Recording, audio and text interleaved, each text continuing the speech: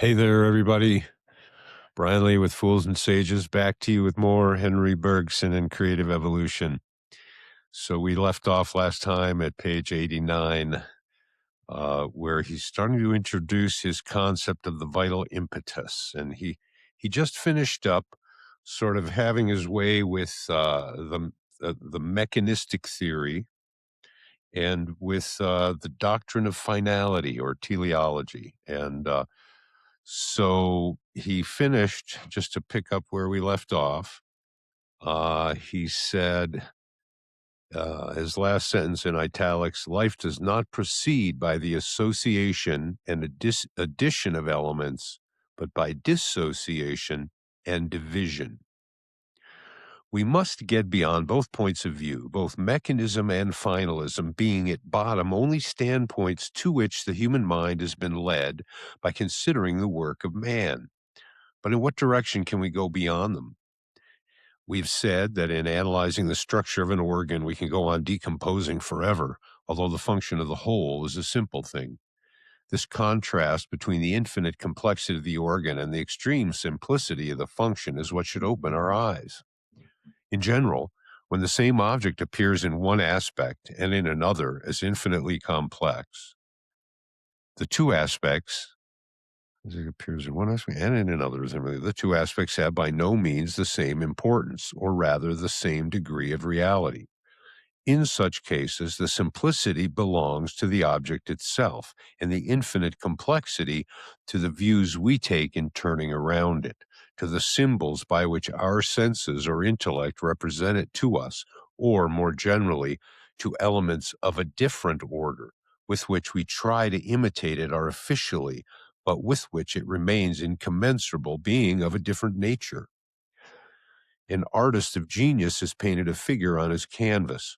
We can imitate his picture with many colored squares of mosaic, and we shall reproduce the curves and shades of the model, so much the better as our squares are smaller, more numerous, and more varied in tone. But an infinity of elements, infinitely small, presenting an infinity of shades, would be necessary to obtain the exact equivalence of the figure that the artist has conceived as a simple thing, which he has wished to transport as a whole to the canvas, and which is the more complete, the more it strikes us as the projection of an indivisible intuition. Now, suppose our eyes so made that they cannot help seeing in the work of the master a mosaic effect. Or suppose our intellect so made it that it cannot explain the appearance of the figure on the canvas except as a work of mosaic. We should then be able to speak simply of a collection of little squares, and we should be under the mechanistic hypothesis. We might add that, besides the materiality of the collection, there must be a plan on which the artist worked, and then we should be expressing ourselves as finalists. But in neither case should we have got at the real process, for there are no squares brought together. It is the picture, i.e., the simple act projected on the canvas, which, by the mere fact of entering into our perception, is decomposed before our eyes into thousands and thousands of little squares, which present as recomposed a wonderful arrangement. So the eye, with its marvelous complexity of structure, may be the only simple act of vision divided for us into a mosaic of cells whose order seems marvelous to us because we've conceived the whole as an assemblage.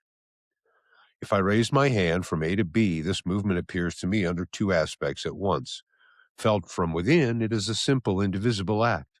Perceived from without, it is the course of a certain curve, A, B. In this curve, I can distinguish as many positions as I please, and the line itself might be defined as a certain mutual coordination of these positions. But the positions, infinite in number, and the order in which they are connected, have sprung automatically from the indivisible act by which my hand has gone from A to B. Mechanism here would consist in seeing only the positions. Finalism would take their order into account. But both mechanism and finalism would leave on one side the movement, which is reality itself. In one sense, the movement is more than the positions and their order. for it is sufficient to make it in its indivisible simplicity to secure that the infinity of the successive positions, as also their order, be given at once, with something else which is neither order nor position, but which is essential, the mobility. But in another sense, the movement is less than the series of positions in their connecting order. For to arrange points in a certain order, it's necessary first to conceive the order and then to realize it with points. There must be the work of assemblage, there must be intelligence, whereas the simple movement of the hand contains nothing of either. It is not intelligent in the human sense of the word, and it is not an assemblage, for it is not made up of elements. Just so with the relation of the eye to vision. There is in vision more than the component cells of the eye and their mutual coordination. In this sense, neither mechanism nor finalism go far enough. But in another sense, mechanism and finalism both go too far, for they attribute to nature the most formidable of labors of Hercules in holding that she has exalted to the simple act of vision an infinity of infinitely complex elements, whereas nature has had no more trouble in making an eye than I have in lifting my hand. Nature's simple act has divided itself automatically into an infinity of elements which are then found to be coordinated to one idea, just as the movement of my hand has dropped an infinity of points which are then found to satisfy one equation. We find it very hard to see things in that light because we cannot help conceiving organization as manufacturing. But it is one thing to manufacture and quite another to organize. Manufacturing is peculiar to man. It consists in assembling parts of matter which we have cut out in such a manner that we can fit them together and obtain from them a common action. The parts are arranged, so to speak, around the action as an ideal center. To manufacture, therefore, is to work from the periphery to the center, or as the philosophers say, from the many to the one. Organization, on the contrary, works from the center to the periphery. It begins in a point that is almost a mathematical point, and it spreads around this point by concentric waves which go on enlarging. The work of manufacturing is the more effective, the greater the quantity of matter dealt with. It proceeds by concentration and compression. The organizing act, on the contrary, has something explosive about it. It needs at the beginning the smallest possible place, a minimum of matter, as if the organizing forces only entered space reluctantly. The spermatozoon, which sets in motion the evolutionary process of the embryonic life, is one of the smallest cells of the organism. It is only a small part of the spermatozoon which really takes part in the operation. But these are only superficial differences. Digging beneath them, we think, a deeper difference would be found. A manufactured thing delineates exactly the form of the work of manufacturing it. I mean that the manufacturer finds in his product exactly what he has put into it. If he's going to make a machine, he cuts out its pieces one by one and then puts them together. The machine, when made, will show both the pieces and their assemblage. The whole of the result represents the whole of the work, and to each part of the work corresponds a part of the result. Now, if I recognize that positive science can and should proceed as if organization was like making a machine, only so will it have any hold on organized bodies. For its object is not to show us the essence of things, but to furnish us with the best means of acting on them. Physics and chemistry are well-advanced sciences, and living matter lends itself to our action only so far as we can treat it by the processes of our physics and chemistry. Organization can therefore only be studied scientifically if the organized body has first been likened to a machine. The cells will be the pieces of the machine, the organism, their assemblage, and the elementary labors which have organized the parts will be regarded as the real elements of the labor which has organized the whole. This is the standpoint of science. Quite different, in our opinion, is that of philosophy. For us, the whole of an organized machine may, strictly speaking, represent the whole of the organizing work. That is, however, only approximately true, in parentheses. Yet the parts of the machine do not correspond to parts of the work, because the materiality of this machine does not represent a sum of means employed, but a sum of obstacles avoided. It is a negation rather than a positive reality. So as we have shown in a former study, vision is a power which should attain by right to an infinity of things inaccessible to our eyes. But such a vision would not be continued into action. It might suit a phantom, but not a living being. The vision of a living being is an effective vision limited to objects on which the being can act. It is a vision that is canalized, and the visual apparatus simply symbolizes the work of canalizing it. And by canalizing, he means like a canal. It's been channeled, might be what we would say. Therefore, the creation of the visual apparatus is no more explained by the assembling of its anatomic elements than the digging of a canal could be explained by the heaping up of the earth which might have formed its banks. A mechanistic theory would maintain that the earth had been brought cartload by cartload. Finalism would add that it had not been dumped down at random and that the carters had followed a plan. But both theories would be mistaken, for the canal has been made in another way. With greater precision, we may compare the process by which nature constructs an eye to the simple act by which we raise a hand. But we supposed at first that the hand met with no resistance. Let us now imagine that instead of moving in air, the hand has to pass through iron filings which are compressed and offer resistance to it in proportion that it goes forward. At a certain moment, the hand will have exhausted its effort, and at this very moment, the filings will be massed and coordinated in a certain definite form, to wit, that of the hand that is stopped and is a part of the arm. Now suppose that the hand and the arm are invisible. Lookers on will seek the reason of the arrangement in the filings themselves and in forces within the mass. Some will account for the position of each filing by the action exerted upon it by the neighboring filings. These are the mechanists. Others will prefer to think that a plan of the whole is presided over the detail of those elementary actions. They are the finalists. But the truth is that there has been merely one indivisible act, that of the hand passing through the filings. The inexhaustible detail of the movement of the grains, as well as the order of their final arrangement, expresses negatively, in a way, this undivided movement, being the unitary form of a resistance and not a synthesis of positive elementary actions. For this reason, if the arrangement of the grains is termed an effect and the movement of the hand a cause, it may indeed be said that the whole of the effect is explained by the whole of the cause. But to parts of the cause, parts of the effect will in no wise correspond. In other words, neither mechanism nor finalism will be here in place, and we must resort to an explanation of a different kind. Now, in the hypothesis we propose, the relation of vision to the visual apparatus would be very nearly that of the hand to the iron filings that follow, canalize, and limit its motion. Canal eyes and limit its motion. The greater the effort of the hand, the farther it will go into the filings. But at whatever point it stops, instantaneously and automatically the filings coordinate and find their equilibrium. So with vision and its organ.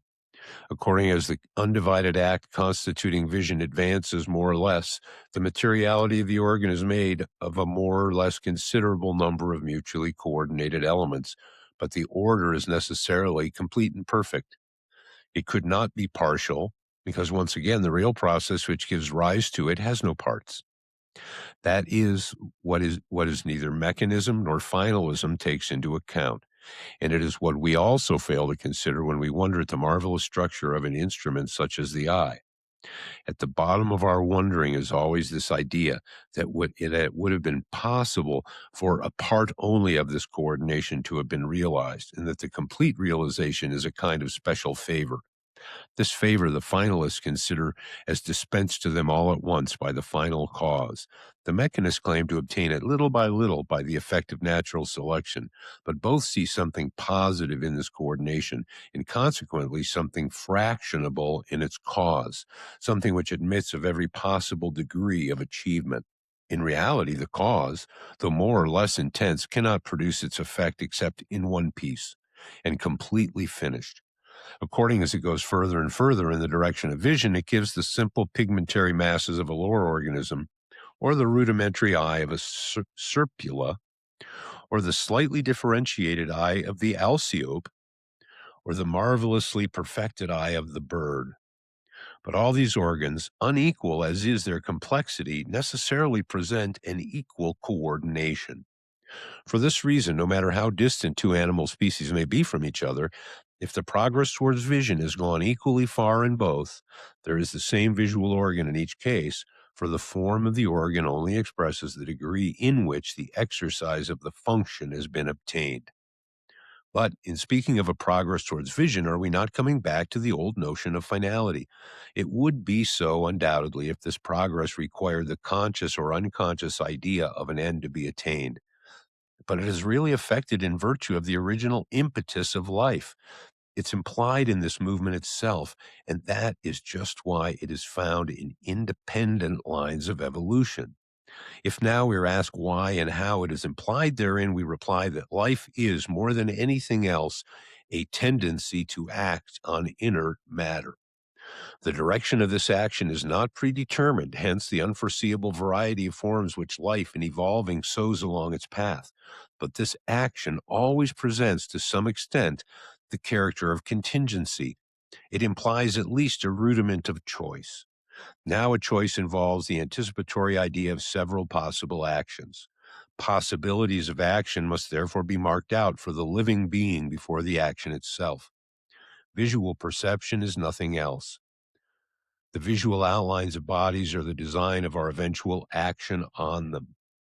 Vision will be found, therefore, in differing degrees in the most diverse animals, and it will appear in the same complexity of structure wherever it has reached the same degree of intensity.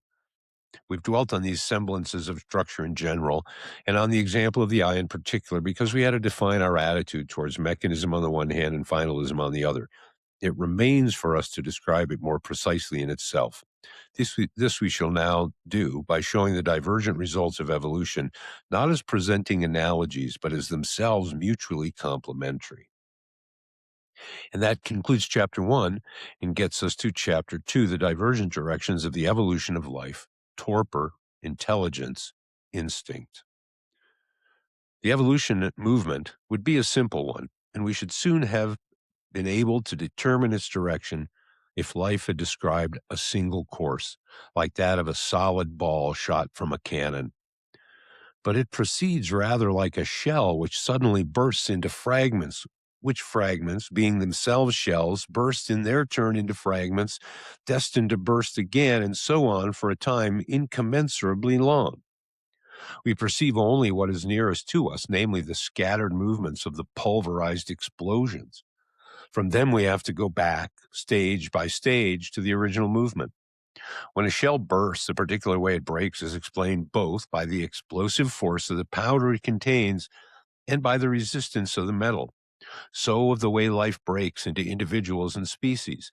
It depends, we think, on two series of causes: the resistance life meets from inert matter and the explosive force, due to an unstable balance of tendencies which life bears within itself. The resistance of inert matter was the obstacle that had first to be overcome. Life seems to have succeeded in this by dint of humility, by making itself very small and very insinuating, bending to physical and chemical forces, consenting even to go a part of the way with them, like the switch that adopts for a while the direction of the rail it is endeavoring to leave. Of phenomena in the simplest forms of life, it's hard to say whether they're still physical and chemical or whether they're already vital. Life had to enter thus into the habits of inert matter in order to draw it little by little, magnetized as it were, to another track. The animate forms that first appeared were therefore of extreme simplicity. They were probably tiny masses of scarcely differentiated protoplasm, outwardly resembling the amoeba observable today, but possessed of the tremendous internal push that was to raise them even to the highest forms of life. That, in virtue of this push, the first organism sought to grow as much as possible seems likely. But organized matter has a limit of expansion that is very quickly reached. Beyond a certain point, it divides instead of growing. Ages of effort and prodigies of subtlety were probably necessary for life to get past this new obstacle. It succeeded in inducing an increasing number of elements ready to divide to remain united. By the division of labor, it knotted between them an indissoluble bond. The complex and quasi-discontinuous organism is thus made to function as would a continuous living mass which had simply grown bigger. But the real and profound causes of division were those which life bore within its bosom. For life is tendency, and the essence of a tendency is to develop in the form of a sheaf, creating by its very growth divergent directions among which its impetus is divided. This we observe in ourselves, in the evolution of that special tendency which we call our character. Each of us, glancing back over his history, will find that his child personality, though indivisible, united in itself diverse persons, which could remain blended just because they were in their nascent state. This indecision, so charged with promise, is one of the greatest charms of childhood. But these interwoven personalities become incompatible in course of growth, and as each of us can live but one life, a choice must perforce be made. We choose in reality without ceasing. Without ceasing, also we abandon many things. The route we pursue in time is strewn with the remains of all that we began to be, of all that we might have become. But nature, which has at command an incalculable number of lives, is in no wise bound to make such sacrifices. She preserves the different tendencies that have bifurcated with their growth. She creates with them diverging series of species that will evolve separately. These series, say, moreover, be of unequal importance. These series may, moreover, be of unequal importance. The author who begins a novel puts into it his hero many things which he's obliged to discard as he goes on. Perhaps he'll take them up later in other books and make new characters with them, who will seem like extracts from, or rather like complements of, the first, but they will almost always appear somewhat poor and limited in comparison with the original character. So with regard to the evolution of life, the bifurcations on the way have been numerous, and there have been many blind alleys beside the 2 or 3 highways. And of these highways themselves, only one, that which leads through the vertebrates up to man, has been wide enough to allow free passage to the full breadth of life. We get this impression when we compare the societies of bees and ants, for instance, with human societies. The former are admirably ordered and united, but stereotyped. The latter are open to every sort of progress, but divided and incessantly at strife with themselves. The ideal would be a society always in progress and always in equilibrium, but this ideal is perhaps unrealizable. The two characteristics that would fain complete each other, which do complete each other in their embryonic state, can no longer abide together when they grow stronger. If one could speak otherwise than metaphorically of an impulse towards social life, it might be said that the brunt of the impulse was born along the line of evolution ending at man, and that the rest of it was collected on the road leading to the Hymenoptera. The society of ants and bees would thus present the aspect complementary to ours. But this would be only a matter of expression. There has been no particular impulse towards social life. There is simply the general movement of life, which on divergent lines is creating forms ever new. If societies should appear on 2 of these lines, they ought to show divergence of paths at the same time as community of impetus. They will thus develop 2 classes of characteristics which we shall find vaguely complementary of each other. So our study of the evolution movement will have to unravel a certain number of divergent directions and to appreciate the importance of what has happened along each of them. In a word, to determine the nature of the dissociated tendencies and estimate their relative proportion. Combining these tendencies, then, we shall get an approximation, or rather an imitation, of the indivisible motor principle, whence their impetus proceeds. Evolution will thus prove to be something entirely different from a series of adaptations to circumstances, as mechanism claims. Entirely different also from the realization of a plan of the whole as maintained by the doctrine of finality. That adaptation to environment is the necessary condition of evolution we do not question for a moment. It is quite evident that a species would disappear should it fail to bend to the conditions of existence which are imposed on it. But it is one thing to recognize that outer circumstances or forces evolution must reckon with, and another to claim that they are the directing causes of evolution. This latter theory is that of mechanism. It excludes absolutely the hypothesis of an original impetus. I mean, an internal push that has carried life by more and more complex forms to higher and higher destinies. Yet this impetus is evident, and a mere glance at fossil species shows us that life need not have evolved at all, or might have evolved only in very restricted limits if it had chosen the alternative, much more convenient to itself, of becoming ankylosed in its primitive forms. Ankylosed, so sort of locked up. Certain foraminifera have not varied since the Silurian epoch, unmoved witnesses of the innumerable revolutions that have upheaved our planet. The lingulae are today what they were at the remotest times of the Paleozoic era. The truth is that adaptation explains the sinuosities of the movement of evolution, but not its general direction, still less the movement itself. The road that leads to the town is obliged to follow the ups and downs of the hills and adapts itself to the accidents of the ground. But the accidents of the ground are not the cause of the road, nor have they given it its direction. At every moment, they furnish it with what is indispensable, namely, the soil on which it lies. But if we consider the whole road instead of each of its parts, the accidents of the ground appear only as impediments or causes of delay, for the road aims simply at the town and would fain be a straight line. Just so as regards the evolution of life and the circumstances through which it passes, with this difference that evolution does not mark out a solitary route, that it takes directions without aiming at ends, and that it remains inventive, even in its adaptations. But if the evolution of life is something other than a series of adaptations to accidental circumstances, so also it is not the realization of a plan. A plan is given in advance.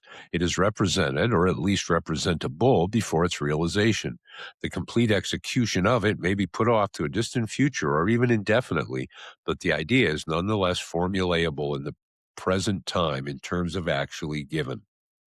If, on the contrary, evolution is a creation unceasingly renewed, it creates, as it goes on, not only the forms of life, but the ideas that will enable the intellect to understand it, the terms which will serve to express it. That is to say, that its future overflows its present and cannot be sketched out therein in an idea. There is the first error of finalism. It involves another, yet more serious. If life realizes a plan, it ought to manifest a greater harmony the further it advances, just as the house shows better and better the idea of the architect as stone is set upon stone. If, on the contrary, the unity of life is to be found solely in the impetus that pushes it along the road of time, the harmony is not in front, but behind. The unity is derived from avis satergo. That is, it is given at the start as an impulsion, not placed at the end as an attraction. In communicating itself, the impetus splits up more and more. Life, in proportion to its progress, is scattered in manifestations which undoubtedly owe to their common origin the fact that they're complementary to each other in certain aspects, but which are nonetheless mutually incompatible and antagonistic. So the discord between species will go on increasing. Indeed, we have as yet only indicated the essential cause of it.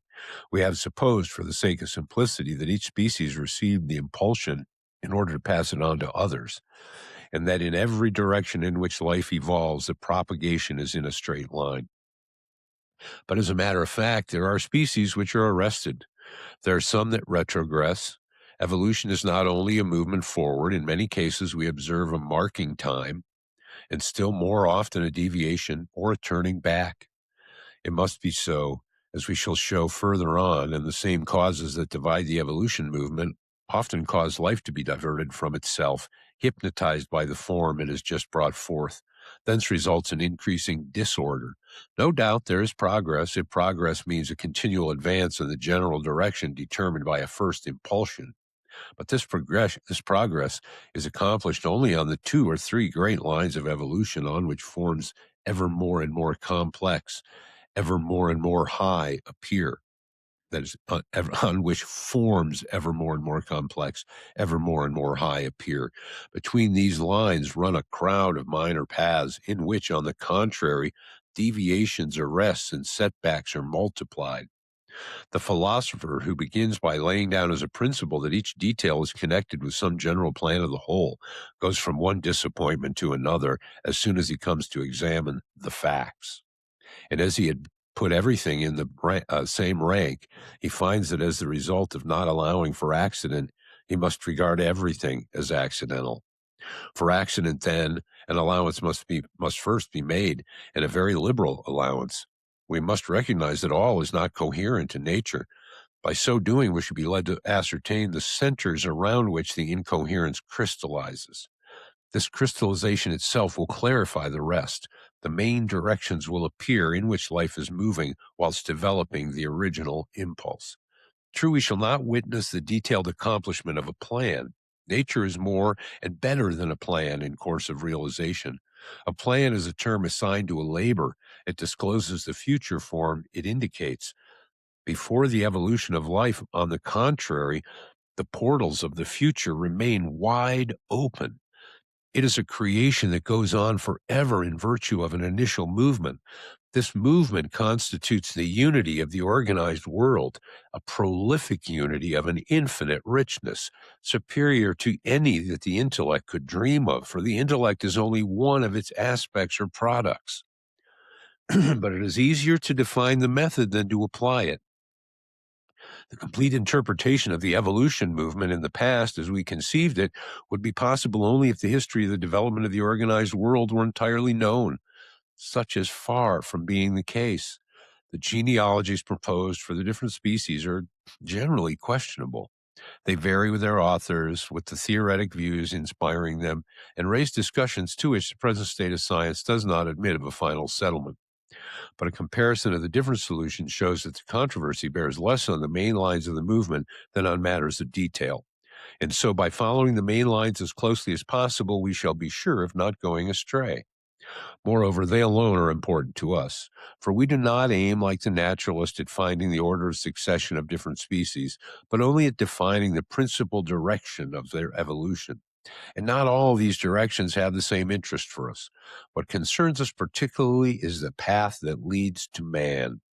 We shall therefore not lose sight of the fact, in following one direction and another, that our main business is to determine the relation of mankind to the animal kingdom, and of the place of the animal kingdom itself in the organized world as a whole. To begin with the second point, let us say that no definite characteristic distinguishes the plant from the animal. Attempts to define the two kingdoms strictly have always come to naught. There is not a single property of vegetable life that is not found in some degree in certain animals, not a single characteristic feature of the animal that has not been seen in certain species or at certain moments in the vegetable world. Naturally, therefore, biologists enamored of the clean-cut concepts have regarded the distinction between the two kingdoms as artificial. We all know about couch potatoes. That's not in the text. They would be right if definition in this case must be made, as in the mathematical and physical sciences, according to certain statistical attributes which belong to the object defined and are not found in any other. Very different, in our opinion, is the kind of definition which befits the sciences of life. There is no manifestation of life which does not contain, in a rudimentary state, either latent or potential, the essential characters of most other manifestations. The difference is in the proportions, but this very difference of proportion will suffice to define the group if we can establish that it's not accidental and that the group as it evolves tends more and more to emphasize these particular characters. In a word, the group must not be defined by the possession of certain characters, but by its tendency to emphasize them. From this point of view, taking tendencies rather than states into account, we find that vegetables and animals may be precisely defined and distinguished in that they correspond to two divergent developments of life.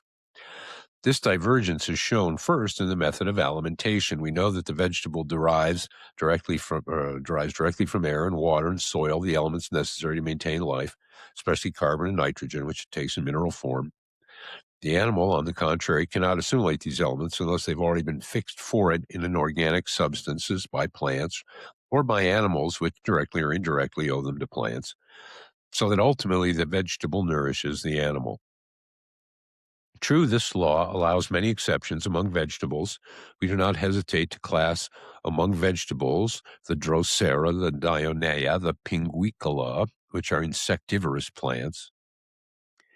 On the other hand, the fungi, which occupy so considerable place in the vegetable world, feed like animals. Whether they're ferments, saprophytes, or parasites, it is to already formed organic substances that they owe their nourishment. It's therefore impossible to draw from this difference any static definition, such as would automatically settle in any particular case the question whether we're dealing with a plant or an animal. But the difference may provide the beginning of a dynamic definition of the two kingdoms, in that it marks the two divergent directions in which vegetables and animals have taken their course. It is a remarkable fact that the fungi, which nature has spread all over the earth in such extraordinary profusion, have not been able to evolve.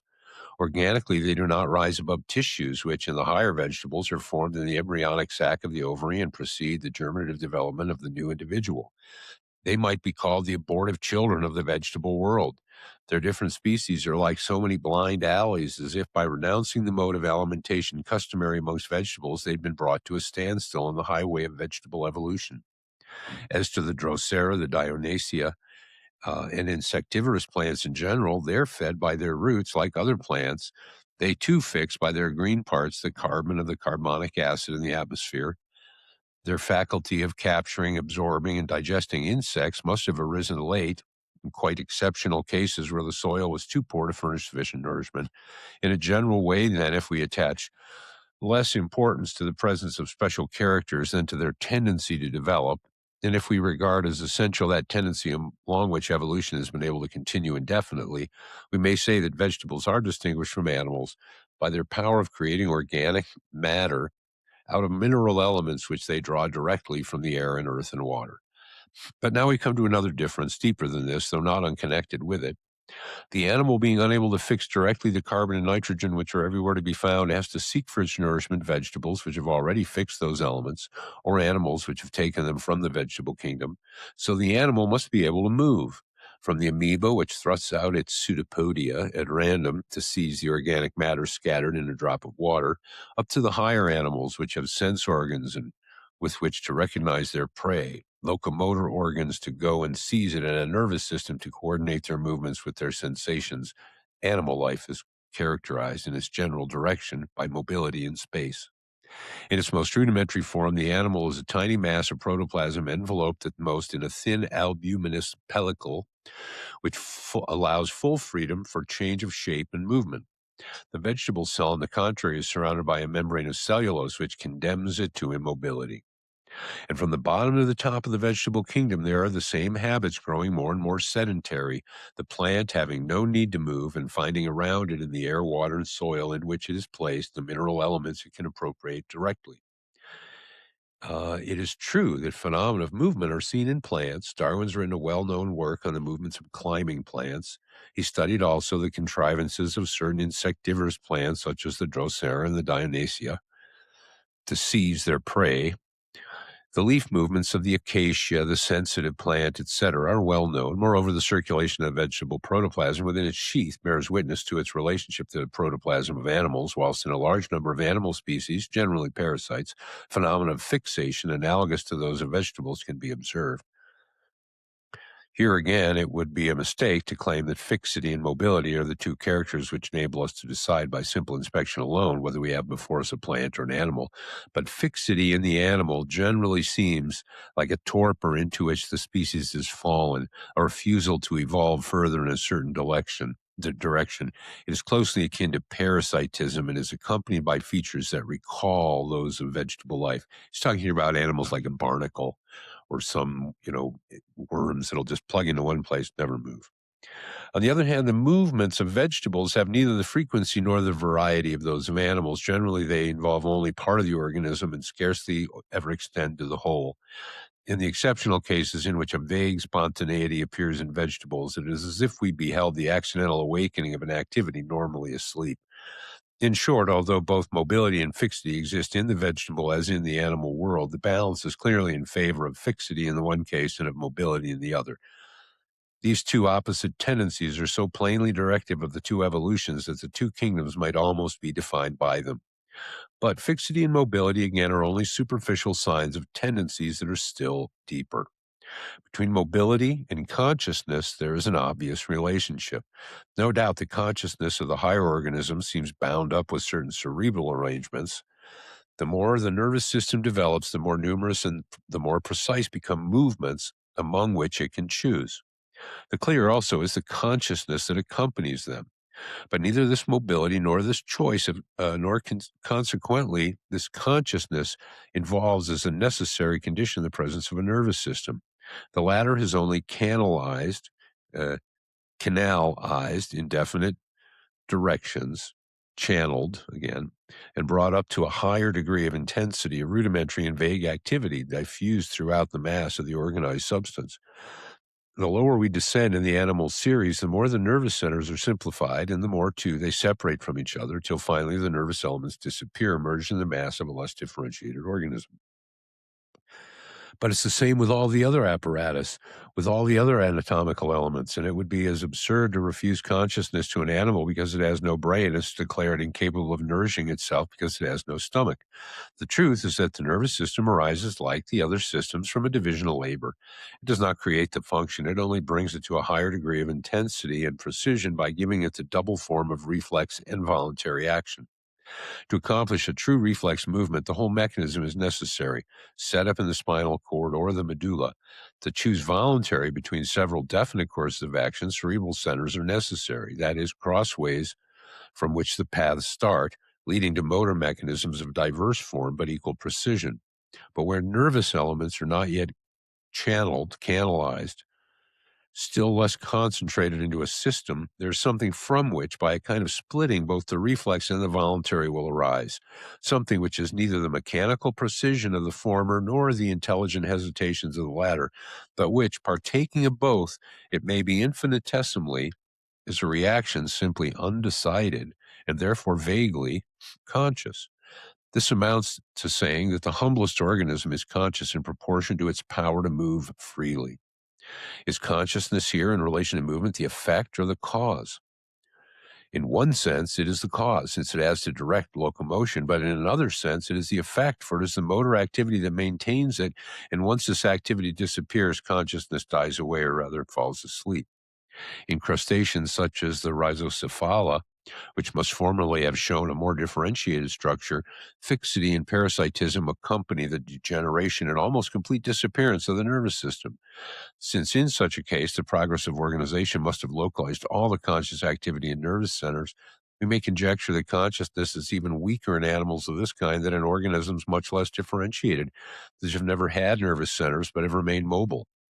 How then could the plant, which is fixed in the earth and finds its food on the spot, have developed in the direction of conscious activity? The membrane of cellulose in which the protoplasm wraps itself up not only prevents the simplest vegetable organism from moving, but screens it also in some measure from those outer stimuli which act on the sensibilities of the animal as irritants and prevent it from going to sleep. The plant is therefore unconscious. By going to sleep there, he means the animal going back into a more vegetative mode. Here again, however, we must beware of radical distinctions. Unconscious and conscious are not two labels which could be mechanically fastened, the one on every vegetable cell, the other on all animals. While consciousness sleeps in the animal which has degenerated into a motionless parasite, it probably awakens in the vegetable that has regained liberty of movement and awakens in just the degree to which the vegetable has reconquered this liberty. Nevertheless, consciousness and unconsciousness mark the directions in which the two kingdoms have developed. In this sense, that to find the best specimens of consciousness in the animal, we must ascend to the highest representative of the series, whereas to find the probable cases of vegetable consciousness, we must descend as low as possible in the scale of plants, down to the zoospores of the algae, for instance, and more generally to those unicellular organisms which may be said to hesitate between the vegetable form and animality. From this standpoint, and in this measure, we should define the animal by sensibility and awakened consciousness, the vegetable by consciousness asleep and by insensibility. To sum up, the vegetable manufactures organic substances directly with mineral substances. As a rule, this aptitude enables it to dispense with movement and so with feeling. Animals, which are obliged to go in search of their food, have evolved in the direction of locomotor activity and consequently have a consciousness more and more distinct, more and more ample. Now, it seems to us most probable that the animal cell and the vegetable cell are derived from a common stock, and that the first living organisms oscillated between the vegetable and animal form, participating in both at once. Indeed, we've just seen the characteristic tendencies of the evolution of the two kingdoms. Although divergent, coexist even now both in the plant and in the animal. The proportion alone differs. Ordinarily, one of the two tendencies covers or crushes down the other, but in exceptional circumstances, the suppressed one starts up and regains the place it has lost. The mobility and consciousness of the vegetable cell are not so sound asleep that they cannot rouse themselves when circumstances permit or demand it. And on the other hand, the evolution of the animal kingdom has always been retarded or stopped or dragged back by the tendency it has kept towards the vegetative life. However full, however overflowing the activity of an animal species may appear, torpor and unconsciousness are always lying in wait for it. It keeps up its role only by effort at the price of fatigue. Along the route on which the animal has evolved, there have been numberless shortcomings and cases of decay generally associated with parasitic habits. There are so many shuntings on to the they are so many shuntings onto the vegetative life. Thus, everything bears out the belief that vegetable and animal life are descended from a common ancestor, which united the tendencies of both in a rudimentary state. But the two tendencies mutually implied in this rudimentary form become dissociated as they grew, hence the world of plants with its fixity and insensibility, hence the animals with their mobility and consciousness. There is no need, in order to explain this dividing into two, to bring in any mysterious force. It's enough to point out that the living being lends naturally towards what is most convenient to it, and that vegetables and animals have chosen two different kinds of convenience in the way of procuring the carbon and nitrogen they need. Vegetables continually and mechanically draw these elements from an environment that continually provides it. Animals, by action that is discontinuous, concentrated in certain moments, and conscious, go to find these bodies in organisms that have already fixed them. There are two different ways of being industrious, and perhaps we may prefer to say of being idle. For this very reason, we doubt whether nervous elements, however rudimentary, will ever be found in the plant.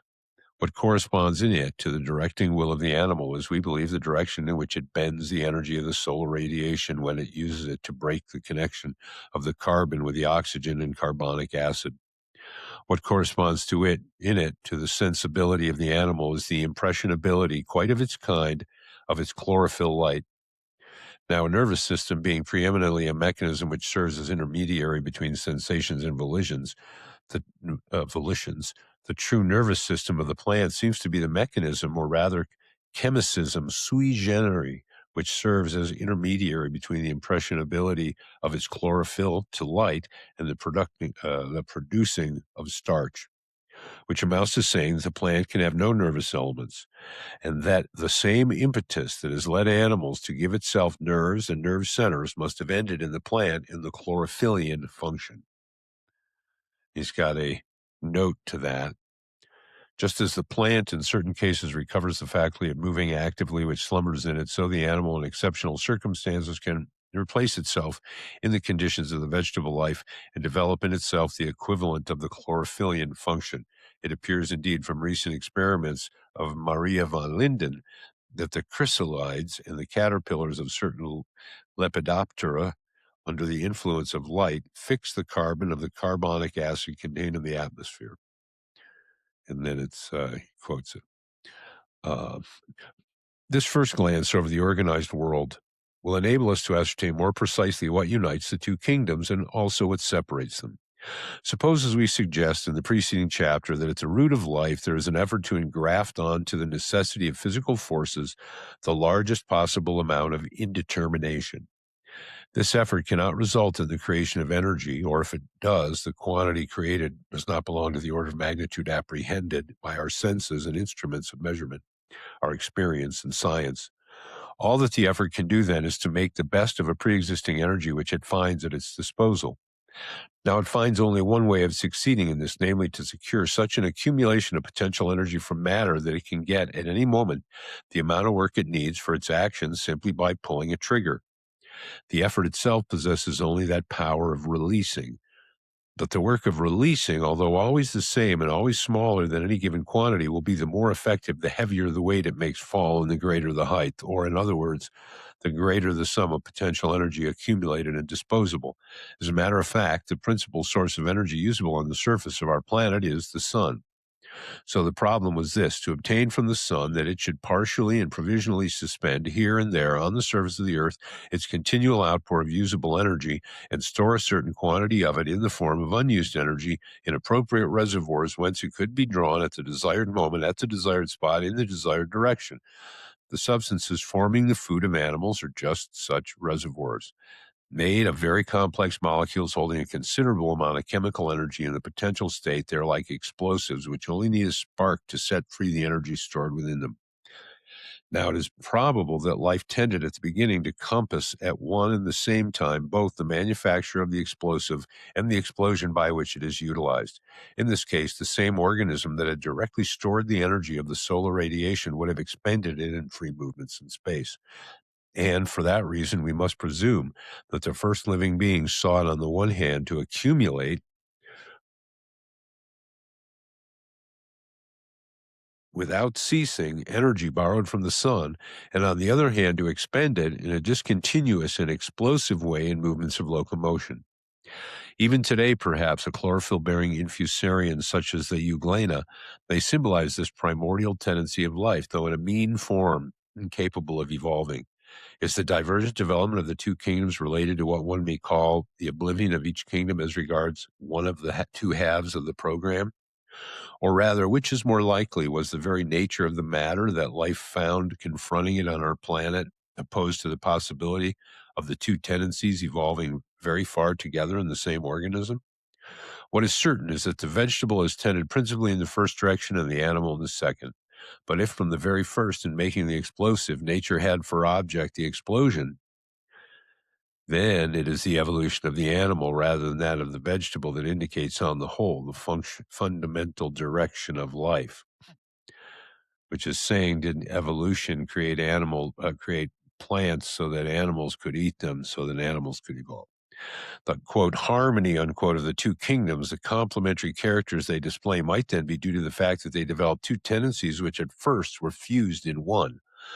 The more the single original tendency grows, the harder it finds to keep united in the same living being those two elements which in the rudimentary state implied each other. Hence a parting in two, hence two divergent evolutions, hence also two series of characters opposed in certain points, complementary in others, but whether opposed or complementary, always preserving an appearance of kinship. While the animal evolved, not without accidents along the way, towards a freer and freer expenditure of discontinuous energy, the plant perfected rather its system of accumulation without moving.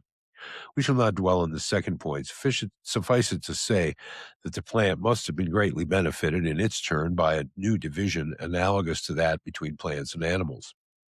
While the primitive vegetable cell had to fix itself by both carbon and its nitrogen, it became able almost to give up the second of these two functions as soon as microscopic vegetables came forward, which leaned in this direction exclusively and even specialized diversely in this still complicated business. The microbes that fix the nitrogen of the air and those which convert the ammoniacal, that is made from ammonia, compounds into nitrous ones, and these again into nitrates, have, by the same splitting up of a tendency primitively one, rendered to the whole vegetable world the same kind of service as the vegetables in general have rendered to animals. If a special kingdom were to be made for these microscopic vegetables, it might be said that in the microbes of the soil, the vegetables and the animals, we have before us the analysis carried out by the matter that life found at its disposal on our planet of all that life contained at the outset in a state of reciprocal implication. Is this, properly speaking, a division of labor? These words do not give the exact idea of evolution such as we conceive it. Wherever there is a division of labor, there is association and also convergence of effort. Now, the evolution we're speaking of is never achieved by means of association, but by dissociation. It never tends towards convergence, but toward divergence of efforts. Harmony between terms that are mutually complementary in certain points is not, in our opinion, produced in the course of progress by reciprocal adaptation. On the contrary, it is complete only at the start. It arises from an original identity, from the fact that the evolutionary process splaying out like a sheaf sunders in proportion to their simultaneous growth, terms which at first completed each other so well that they coalesced. Now the elements into which a tendency splits up are far from possessing the same importance, or above all, the same power to evolve. We've just distinguished three different kingdoms, if one may so express it, in the organized world. While the first comprises only microorganisms which have remained in the rudimentary state, animals and vegetables have taken their flight towards very lofty fortunes. Such indeed is generally the case when a tendency divides. Among the divergent developments to which it gives rise, some go on indefinitely, others come more or less quickly to the end of their tether. These latter do not issue directly from the primitive tendency, but from one of the elements into which it is divided.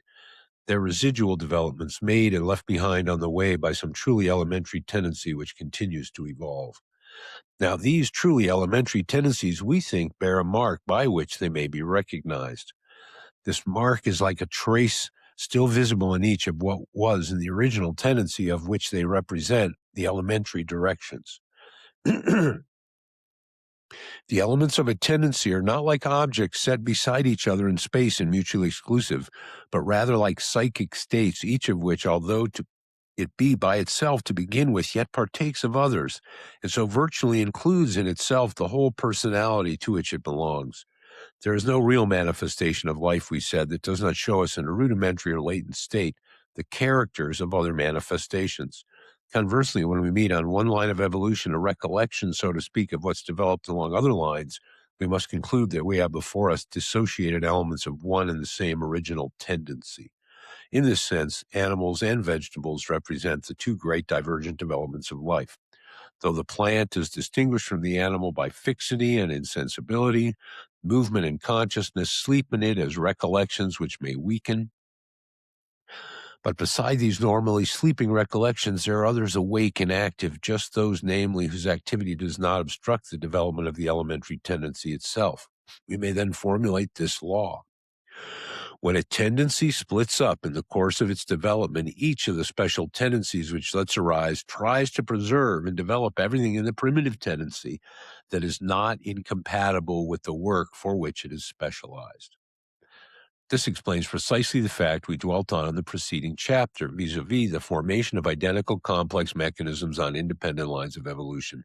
Certain deep-seated analogies between the animal and the vegetable are probably no other cause.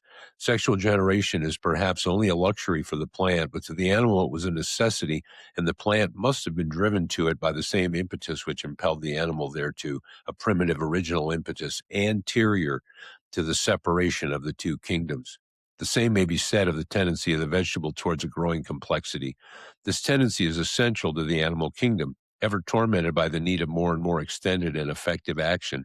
But the vegetable, condemned to fixity and insensibility, exhibits the same tendency only because it received at the outset the same impulsion. Recent experiments show that it varies at random when the period of mutation arrives, whereas the animal must have evolved, we believe, in much more definite directions. But we will not dwell further on this original doubling of the modes of life. Let us come to the evolution of animals, in which we are more particularly interested. And I think we're at page 120. I think we'll leave it there. So next time we will go to talk about animal life. It's right about an hour. So we will see you next time, folks.